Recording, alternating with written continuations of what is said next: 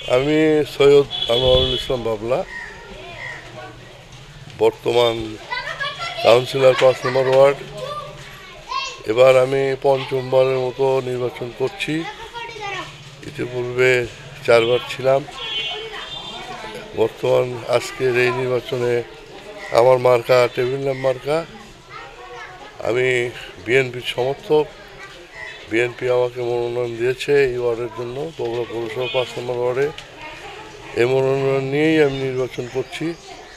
এখানে আমি ১০০% আশাবাদী যে আমি নির্বাচিত হবই, কারণ বিগত দিনে মানুষের অনেক উপকার করেছি, অনেক কাজ করেছি।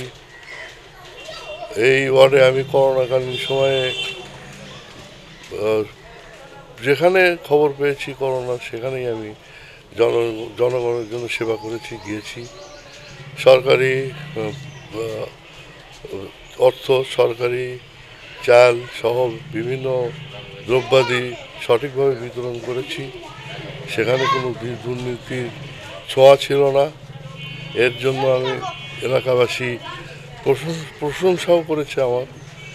তারপরে বিগত দিন থেকে আজ পর্যন্ত এই ওয়ার্ডে কমপক্ষে বয়স্ক ভাতা, বিধবা ভাতা এবং অন্যান্য ভাতাদি কার্ড প্রায় ৪ থেকে ৪৫০ কার্ড আমি প্রদান করেছি। তাছাড়া জনসেবা করতে যা যা করা প্রয়োজন আমি করেছি। কারোর সাথে কোনো দুর্ব্যবহার করি নাই, খারাপ আচরণ করি নাই। এর জন্য আমি প্রশংসা পাই। কোনো কাজ করতে গিয়ে মানুষের কাছ থেকে কোনো অর্থ আদায় করি নাই, বা ওই ধরনের কোনো কেউ অভিযোগও দিতে পারে নাই বা পারবেও না। এইসব কারণেই আমি আশাবাদী যে আগামীতে আমি আবার নির্বাচিত হব। মানুষ আমাকে ভালোবাসে আমার ওয়ার্ডে। তারা আমাকে অবশ্যই টেবিল ল্যাম্প মার্কায় ভোট দিয়ে পঞ্চমবারের মতো নির্বাচিত করবে, এই আশায় আমি করছি। এখানে অনেকেই চাই, কাউন্সিলর হতে ইচ্ছা পোষণ করে। এবারে সবচেয়ে বেশি প্রার্থী এই ৫ নম্বর ওয়ার্ডে ৮ জন প্রার্থী।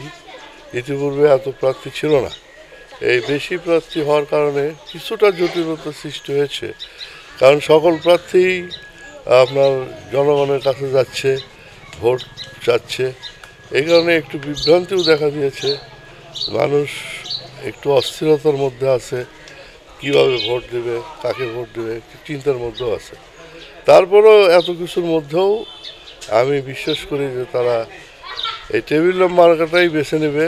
সেটা হচ্ছে আমার কারণে, যে আমি যেহেতু ভালো প্রার্থী, আমি বিগত দিনে কাজ করেছি, মানুষের উপকার করেছি। সেই কারণেই এত প্রার্থীর মধ্যেও আমি আশাবাদী যে আমি বিজয়ী হব।